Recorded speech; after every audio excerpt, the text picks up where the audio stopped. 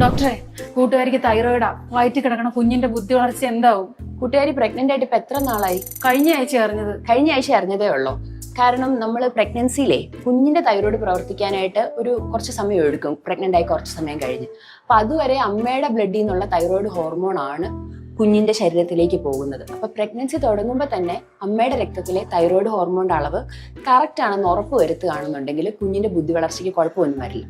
പക്ഷേ ബ്ലഡിൽ അമ്മയുടെ തൈറോയ്ഡ് ഹോർമോണിന്റെ അളവ് കുറവാണെന്നുണ്ടെങ്കിൽ കുഞ്ഞിന്റെ ഐക്യൂല് 7 പോയിന്റ് വരെ കുറയാൻ സാധ്യതയുണ്ട്. ഇതല്ലാണ്ട് വേറെ എന്തെങ്കിലും പേടിക്കാനുണ്ടോ? തൈറോയ്ഡ് ഹോർമോൺ പ്രഗ്നന്റ് ആകാനും പ്രഗ്നൻസി സസ്റ്റെയിൻ ചെയ്യാനും വളരെ അത്യാവശ്യം വേണ്ട ഒരു ഹോർമോണാണ്.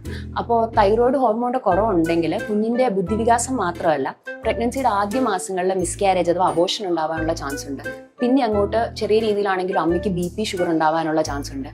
അവസാന മാസങ്ങളാകുമ്പോഴേക്കും പ്രീ ടേം ലേബർ, നേരത്തെ പ്രസവം നടക്കാനും കുഞ്ഞിന് വളർച്ചക്കുറവ് ഉണ്ടാവാനുള്ള ചാൻസ് ഉണ്ട്. പക്ഷെ ഇതൊന്നും പേടിക്കേണ്ട കാര്യമില്ല. കറക്റ്റ് ആയിട്ട് ഡോക്ടറെ കണ്ട് ആദ്യമേ ഡയഗ്നോസ് ചെയ്ത് കൃത്യമായിട്ട് മരുന്ന് കഴിച്ചിട്ടുണ്ടെങ്കിൽ പ്രഗ്നൻസി നോർമലായിട്ട് പോവുകയും ചെയ്യും, കുഞ്ഞിന്റെ ബുദ്ധിവികാസം സാധാരണ പോലെ ആയിരിക്കുകയും ചെയ്യും. Okay doctor, thank you. ശരി.